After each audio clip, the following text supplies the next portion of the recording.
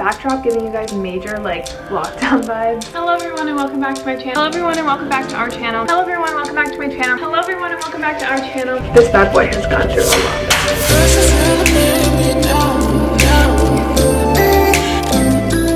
Hello everyone, welcome back to my channel. My name's Renee. If you're new, welcome to our channel. Today's video is going to be a little bit fun. I thought I would share kind of like the darker side of living in the city and why I don't really like it that much. I think that especially on social media, living in New York City is like romanticized. Everyone wants to do it. It looks like such an aesthetic lifestyle, but no one really tells you the other side of living here. They're not very open with that side. I am from Florida. I'm from like a southern state, and it's such a different life. And just like with anything, there's lots of pros, but there can be lots of cons as well. And no one really talks about this. So I thought I would share with you guys kind of like mini story times of crazy stories that have happened to me in the city. Now, I just want to preface, New York City is amazing. There's nothing wrong with it. So people from New York or New York City or any city for that matter, please don't take this the wrong way. I'm just sharing with you guys my fun stories. So before even coming here, I had visited a couple years before moving here with my friend,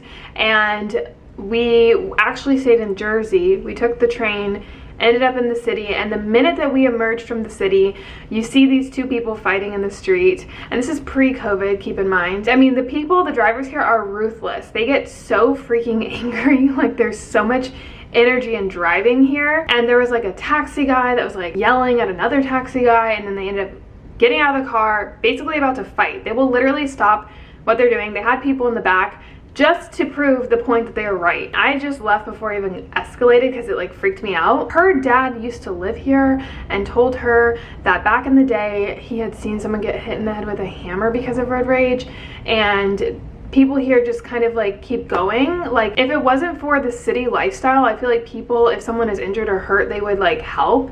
But here in the city, you don't want to get involved because you don't want to put yourself in a dangerous situation. You don't really know like their mental mind at the moment. People just ignore things here, which is also kind of like a terrifying feeling, knowing that if something were to go wrong, you're kind of on your own. I have another childhood friend that's from the same area as me, and when she moved here, she had told me a story about this guy that had like a fake bomb on his body, and she was going into the subway for the first time. I think she was like going to like an interview or something. Like, there was like all these cops around. He was like mentally ill, so they were like helping that, but she had to like surpass that, go into the subway, and then that same day the subway like train stopped. When you're in the subway, you're like underground. There's no like, they're like little tunnels. So she like, I guess the subway has stopped and the lights went out, so it was like all black. And when you're in the subway, there's some crazy people in the subway. You don't want to be locked down underground with no electricity without anyone that can help you. So just like little stories like that, it kind of like hypes me up for even trying to get on the train and stuff. But now I've like definitely been in that situation where the train stops, and that's, I would say, somewhat normal. I've never been in a situation where the lights went out though. That's kind of scary. These are all like hearsay, right? That's kind of like my portrayal of like the bad side before moving here. So now onto my stories. I moved here March 2020, so keep in mind the environment here is very different, like post-COVID, especially during like lockdown and stuff when everyone was leaving the city. I think it like had more dangerous tones to it because of everything that was going on in the world. So yeah, first crazy situation that I ever had in New York was I went to a doctor's office. I was standing in the downstairs lobby. With businesses in the city, you go downstairs, there's like a concierge, and like you'll say, oh, I'm going to the 12th floor to go to the X, Y, and Z dental office, or I'm going here for the dermatologist. Like, there's different offices within the building. Had already went to the doctor, and I was waiting in the lobby, and there's like this little old man kind of just sitting there at the concierge. It's just me and him, and I'm standing by the door and I'm just waiting for my Uber, and I wasn't waiting outside, and this man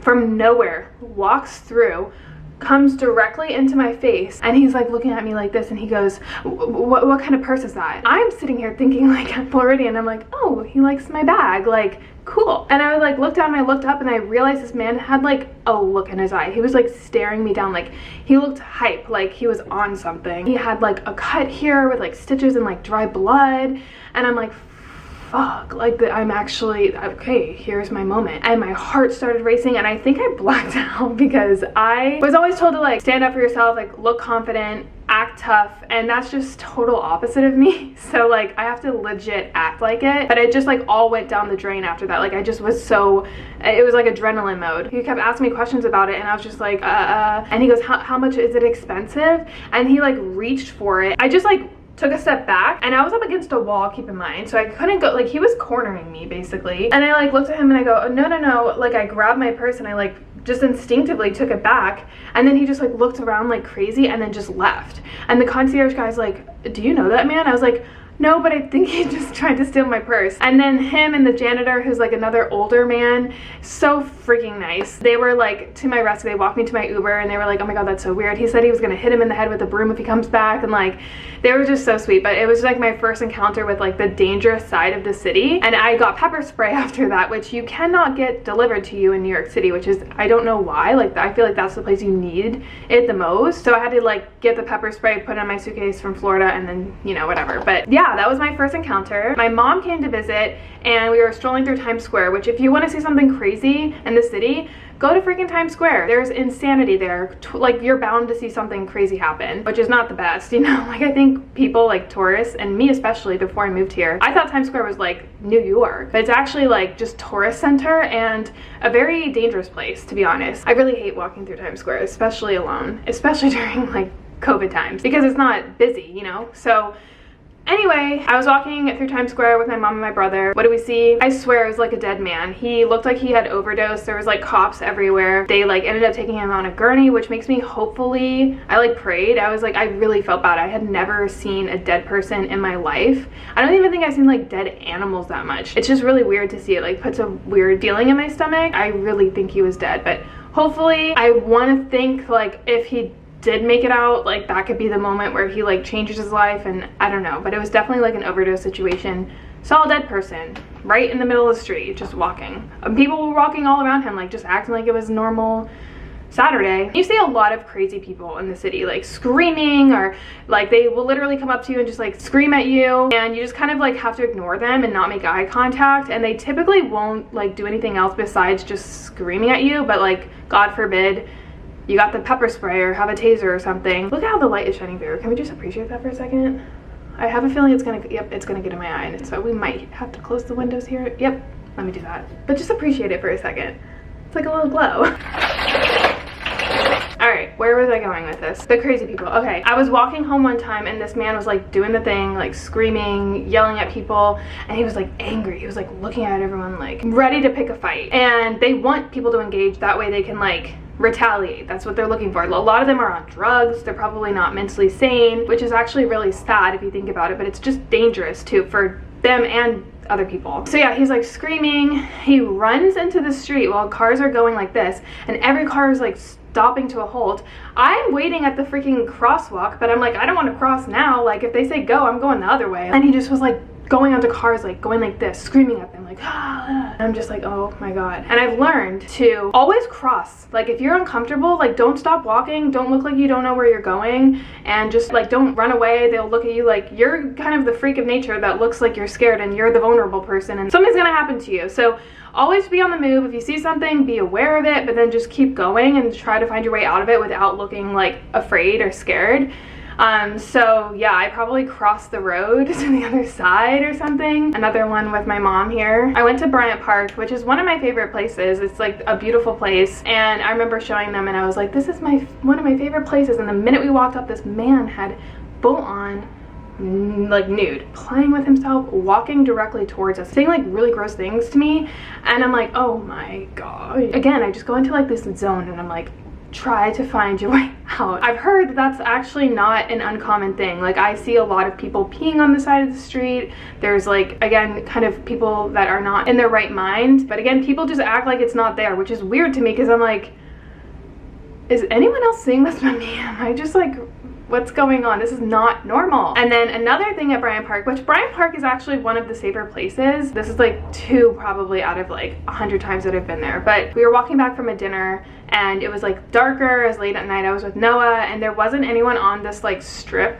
in front of Bryant Park, but we were walking towards like the main street, and this girl looked normal, and she was like walking towards us, and then at the very last minute she just looked at me, screamed in my face, and she's like, she's her, the female domination, blah, blah, blah, blah. Like, obviously, again, probably on drugs. I'm the one that is out to get her. And like, these people that are on drugs, they have this like paranoid feeling and like someone's out to get them. And they typically act irrationally because of that feeling. And it scares me, guys. You hear of all these like stabbings and like shootings and stuff in the subway and like these like race wars here and crime that is just like hate crime, and it's freaking terrifying, especially when you find yourself in that situation. Thankfully Noah was with me. He just grabbed me and she just like went on her way, but I'm just like, what the fuck would happen if I was alone? This is what I mean. I can't even like go outside without like being on guard, you know? You have to be constantly aware of your surroundings here, which is like something I'm not typically used to because I come from like a suburban town. My hairdresser, he had told me a story that he literally just got like beat in the middle of the street, wasn't robbed. He doesn't think it was a hate crime. I don't know what happened, but basically this guy just started beating him up and then just left. And I'm like, well, what?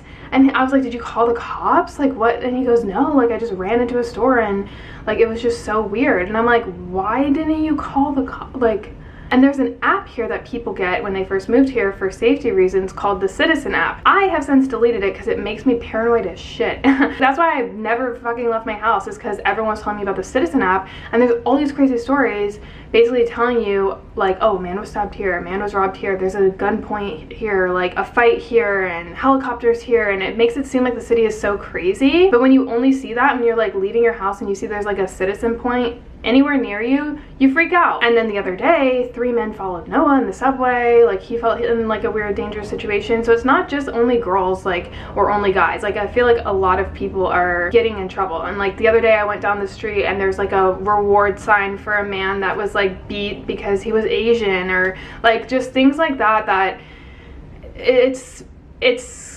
really scary. And no one talks about this side. They're just like, look at me, I'm in Soho, I'm at the coffee shop, look at me working, da, da, da. But it's like there's a whole other side of New York that people don't talk about. I don't know why. I mean, I guess it's not the most idealistic way to sell your lifestyle, but it's not all this like hype that everyone shows it out to be. That's part of it. It's a great city. Like, they have amazing food, amazing opportunities. The people here are so different and diversified, which is amazing, and everyone has such a unique story. But it's just, there's a safety aspect that makes me feel always on edge constantly. Like, is that worth living here? To me, I feel like it's getting better now that people are starting to be able to travel again, and there's like more tourists and the streets are starting to fill out a little bit more. But especially during COVID, like everyone was out, and so all you had were like the wackos and stuff. So it wasn't as busy, which made it a little bit more scary. I like when it's busier because I feel like people don't do stuff as much, you know? But you know, you always have that aspect of safety here, and there's always catcalling. Being a female here, like I don't wear certain clothes because am I drawing attention to myself? I don't want to ever look like promiscuous in any way because there's catcalling. Like any street that you go down, you're gonna get catcalled like at least 2 to 3 times, and it makes you uncomfortable. Like, it's not fun sometimes to go outside, you know, and not everyone has the privilege to sit there and Uber everywhere. Like, people have to ride the subway every day, and like that's where a lot of the crimes are right now, and it's not really controlled in a manner that I think is like safe for everyone. There's crazy stories, rats, there's trash on every street. No one really talks about that. No one posts the trash bins everywhere, the smell of pee constantly. Drugged out people everywhere. Like on every corner there's like a drugged out person, whether they're like dozing out or passed out or overdosed, paranoid and screaming, talking to themselves. Like, there's a lot of just a darker side of New York that I just never really hear about, and I thought it would be an interesting story time video. If you are scared by this video, just know that me, a Floridian, Renee Amberg, who is shy and uncomfortable in situations most of the time and anxious, I'm living here, I can do it. I can still find the good, and there's so much good. I do not want to draw you guys away from New York. I just thought this would be a fun sit down chat story time.